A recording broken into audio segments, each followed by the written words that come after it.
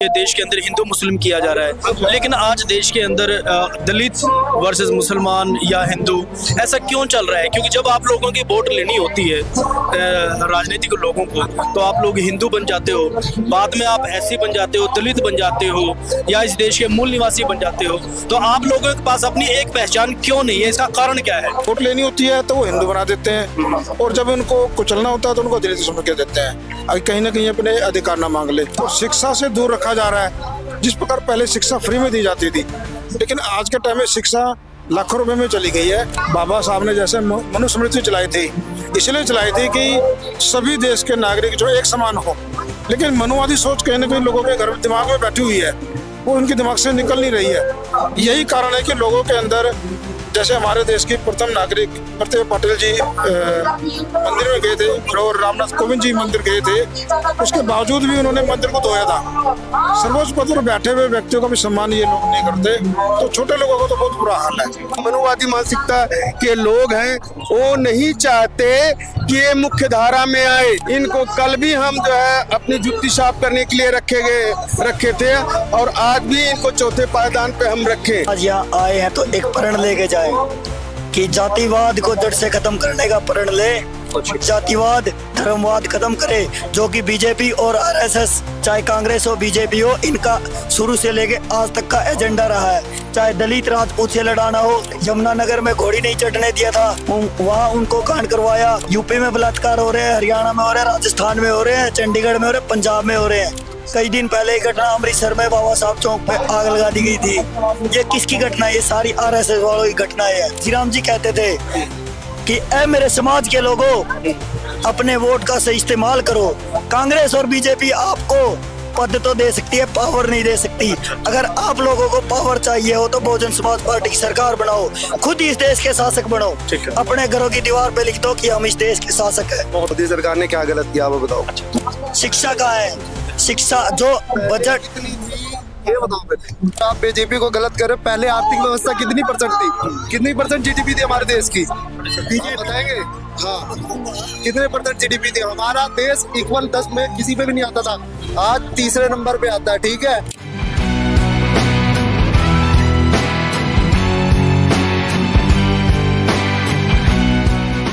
में हम खड़े हैं धनास, और यहाँ पर बहुजन समाज पार्टी की ओर से बाबा साहब की जयंती का जो कार्यक्रम किया गया है। इस कार्यक्रम के अंदर जो प्रदेश प्रभारी हैं सुखदेव सोनू जी, प्रेसिडेंट ब्रिजपाल जी, महासचिव विक्रांत गौतम जी, वाइस प्रेसिडेंट विश्वास जी और स्टेट चीफ मास्टर इंद्रवीर जी, इन सभी की पूरी टीम ने, बहुजन समाज पार्टी की टीम ने बाबा साहब के इस कार्यक्रम को आज यहाँ पे किया, और लोगों के बीच में रंगारंग कार्यक्रम पर पेश किया गया। यहाँ पर हरियाणा से पहुंची टीम जो कि यहाँ बाबा साहब के गीतों को गाकर लोगों को बाबा साहब की विचारधारा से जोड़ने का जो काम कर रही है। स्टेज पर इस तरीके से गाने गाए गए जो बाबा साहब की कुर्बानियों को याद दिलाते हैं, बाबा साहब का संघर्ष याद दिलाते हैं।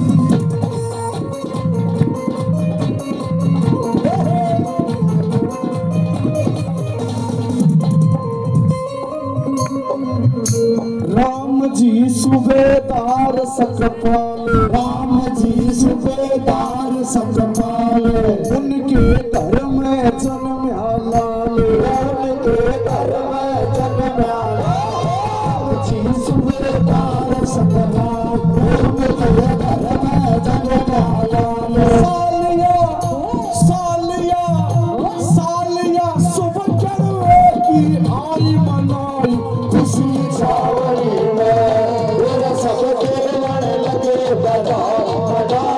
और इस कार्यक्रम के अंदर वार्ड के पार्षद भी पहुंचे, पूरी टीम पहुंची, चंडीगढ़ के जो बहुजन समाज पार्टी के सभी कार्यकर्ता आज यहाँ पहुंचे। अभी इस समय हमारे साथ मौजूद हैं जो धनास के जो 4 मंजिली फ्लैट है और बहुजन समाज पार्टी के प्रदेश सचिव मास्टर इंद्रवीर जी। तो सर, ये जो कार्यक्रम आप बहुजन समाज पार्टी की तरफ से किया जा रहा है, इसके अंदर कौन कौन पहुंचे और क्या क्या इसके अंदर अरेंजमेंट है और क्या क्या संदेश रहेगा बहुजन समाज पार्टी का लोगों को? पहले तो आप चैनल वीर भारत को बाबा साहब डॉक्टर भीमराव अम्बेडकर के 134वें जन्मदिन की बहुत बहुत बधाई, और आपको भी बधाई कि आप यहाँ पे समय निकाल कर पहुंचे हैं। आज का जो प्रोग्राम है चंडीगढ़ प्रदेश बहुजन समाज पार्टी की ओर से है। इसमें चंडीगढ़ के तकरीबन सभी एरिया के जो लोग हैं पहुंचे हैं। इसमें कुछ हमारे आज के जो मुख्य अतिथि हैं श्री सुखदेव सोनू जी जो हमारे प्रभारी हैं, और 22 पिंडों के प्रधान श्री सुरेंद्र खुड्डा जी, चंडीगढ़ के प्रदेश अध्यक्ष श्री भाई बिरजपाल जी और उनकी समूची टीम आज यहाँ मौजूद है। और ये इस जन्मदिन के ऊपर एक संदेश दिया जा रहा है कि जिस प्रकार बाबा साहब ने शिक्षा ग्रहण करके देश का संविधान लिखा, तो लोगों को ये मैसेज दे रहे हैं कि अपने बच्चों को पढ़ाएं, शिक्षित करें, उनको भी बाबा साहब जैसा व्यक्ति बनाएं, ताकि आने वाला जो भविष्य है वो समाज को सुधार सके। एक अच्छा जो समाज है तो उसको देश को दे सके। तो ये भी बताया जा रहा है कि जिस प्रकार देश में राजनीति हो रही है, हिंदू मुस्लिम और कहीं मस्जिद खोदी जा रही है, या एक देखी जा रही है आज पूरे देश के अंदर। एक छोटी सी बात आपने कहा कि देश के अंदर हिंदू मुस्लिम किया जा रहा है, लेकिन आज देश के अंदर दलित वर्सेस मुसलमान या हिंदू, ऐसा क्यों चल रहा है? क्योंकि जब आप लोगों की वोट लेनी होती है राजनीतिक लोगों को, तो आप लोग हिंदू बन जाते हो, बाद में आप एससी बन जाते हो, दलित बन जाते हो, या इस देश के मूल निवासी बन जाते हो। तो आप लोगों के पास अपनी एक पहचान क्यों नहीं है? इसका कारण क्या है जब संविधान आपको पूरा हक देता है? सर, इसका कारण है जो ऊपर बैठी अपर लेवल की जो राजनीति है, जिन्होंने शुरू से ही देश के ऊपर राज किया है, उन्होंने कभी भी जो दलित समाज है, SC ST OBC है, उनको अपने बराबर का दर्जा कभी नहीं दिया। वो अगर वोट लेनी होती है तो वो हिंदू बना देते हैं, और जब उनको कुचलना होता है तो उनको दलित समझ के देते हैं, कहीं ना कहीं अपने अधिकार ना मांग ले। और शिक्षा से दूर रखा जा रहा है। जिस प्रकार पहले शिक्षा फ्री में दी जाती थी, लेकिन आज के टाइम में शिक्षा लाखों रुपए में चली गई है। एक आप अगर प्री नर्सरी के बच्चों को एडमिशन कराना जाना चाहते हो प्राइवेट स्कूल के अंदर, तो कहीं ना कहीं 50 से 60 हजार रुपये लगते हैं। लेकिन बाबा साहब के संविधान में स्पष्ट लिखा हुआ है कि शिक्षा अनिवार्य है और 14 साल तक के बच्चे को शिक्षा फ्री में देनी चाहिए।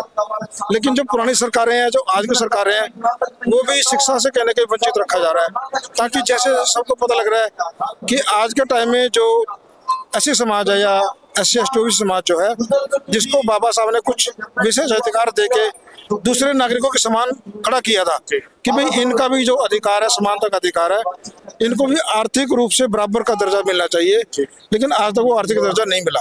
लेकिन आज भी कहीं ना कहीं एक कांग्रेस के जो एक नेता हैं राम मंदिर में गए और उनके बाद जाने के बाद राम मंदिर को गंगा जल से धोया गया। तो इतना आज इतनी कहते हैं कि विदेशों में देश का डंका बज रहा है, और ऐसा होने के बावजूद भी इस देश से जाती है कि जाने का नाम नहीं ले रही। ऐसा क्यों लगा? देखिए, ऐसा इसलिए क्योंकि ये मनोवादी जो सोच है ना, ये मनोवादी सोच बाबा साहब ने जैसे मनुस्मृति चलाई थी, इसलिए चलाई थी कि सभी देश के नागरिक जो एक समान हो। लेकिन मनोवादी सोच कहीं ना कहीं लोगों के घर दिमाग में बैठी हुई है, वो उनके दिमाग से निकल नहीं रही है। यही कारण है कि लोगों के अंदर, जैसे हमारे देश की प्रथम नागरिक प्रतिभा पाटिल जी मंदिर में गए थे और रामनाथ कोविंद जी मंदिर गए थे, उसके बावजूद भी उन्होंने मंदिर को धोया था। सर्वोच्च पद पर बैठे हुए व्यक्तियों का भी सम्मान ये लोग नहीं करते, तो छोटे लोगों को तो बहुत बुरा हाल है। ऐसे आज के वक्त में देखो, अब यूपी के अंदर दलितों के ऊपर खासतौर पर बड़े अत्याचार हो रहे हैं। दिखावा मात्र है कि कुछ नहीं है, लेकिन अंदरूनी खाते में बहुत अत्याचार हो रहे हैं। तो मनोवादी सोच है जिस वजह से वो बराबर का दर्जा नहीं दे पा रहे हैं। तो सर, आपका क्या संदेश है आज के? ये 14 अप्रैल का जो 134वीं जयंती मनाई जा रही बाबा साहब की, इसमें हमारा जो मुख्य उद्देश्य है, जैसा बाबा साहब का सपना था कि अगर मेरा समाज जिस समय एक्टिव पूरी तरह से हो जाएगा, इस देश में एक क्रांति आएगी। वो क्रांति जो रेवल्यूशन आना चाहिए लगता है, आपको लगता है कि क्रांति अभी आनी बाकी है या आ जानी चाहिए? 100% क्रांति आ चुकी है। किस तरीके से? क्या क्रांति? तरीके से कि अभी जो बोध गया के अंतर्गत ये लड़ाई चल रही है, उसमें हमारे करुणाशील भंते जी ने जो अपना प्रोग्राम आगरा में दिया, उसमें हमारे 1 से 1.5 लाख अनुयायी वहाँ पे इकट्ठा हुए और उनका संदेश प्रबुद्ध भारत सपना बनाने का था बाबा साहब का। वो प्रबुद्ध भारत का सपना ये समाज जो पूरा करने के लिए तत्पर है, जिसपे बहन जी ने अपनी टिप्पणी दिया और तमाम पार्लियामेंट या दूसरे सदनों में भी ये बात उठी कि भाई उनको बोध गया जो मुख्य रूप से बौद्धिस्ट हैं, उनको ये बोध गया वापस दिया जाए। लेकिन अभी भी तमाम अड़चने, तमाम तरह की दिक्कतें आ रही हैं क्योंकि हमारे लोग पूरी तरह से अभी सक्रिय नहीं है। हम अपने आप को जातियों में कन्वर्ट करके रखे हैं। लेकिन कहीं ना कहीं देखा जाता है कि आप किस जाति से आते हो? हम जहाँ जाति विशेष की बात है, जैसे आज हमें जाति से नवाजा गया, वो हमें थोपा गया है। हम किसी जाति धर्म से नहीं, जैसे एक ब्राह्मण का बच्चा पैदा होता है पेट से, वैसे एक SC ST OBC का भी बच्चा पैदा होता है। लेकिन हिंदू धर्म की जो व्यवस्था ने 4 वर्ण बनाया है, क्षत्रिय, ब्राह्मण, वैश्य और शूद्र। शूद्रों की कैटेगरी में हम जितनी 6743 जातियां आती हैं, वो हमें चौथे पायदान पर रखा गया। वो जो श्रवण मानसिकता के या हम कह लें मनुवादी मानसिकता के लोग हैं, वो नहीं चाहते कि ये मुख्य धारा में आए। इनको कल भी हम जो है अपनी जुत्ती साफ करने के लिए रखे थे और आज भी इनको चौथे पायदान पे हम रखे। जब आपके लोगों को ये पता है कि हमें ये जुत्ती साफ करने के लिए रखते हैं, सिर्फ सफाई व्यवस्था के अंदर रखते हैं, तो क्यों नहीं आपके लोग फिर भी भाजपा दिन पर दिन सीटें निकालती है, जीतती है, ऐसा क्यों? इसका मुख्य उद्देश्य है, जो सीटों की बात आती है, जहाँ पर आज भी जो टेलीकॉम का ये जमाना है, कम्युनिकेशन का जमाना है, जो EVM है, EVM ये मुख्य मुद्दा बना हुआ है। आज भी जो हमारे लोग हैं जो मुख्य पदों पर पहुंचना चाहिए, वहां तक नहीं पहुंच पाए, जिसकी वजह से क्या सुप्रीम कोर्ट, क्या हाई कोर्ट, क्या जुडिशियरी के जो हाई प्रोफेशनल पद हैं, सब इन्हीं के कब्जे में है। उस कब्जे के कारण जो हमें अधिकार और सम्मान मिलना चाहिए, वो नहीं मिल पा रहा है।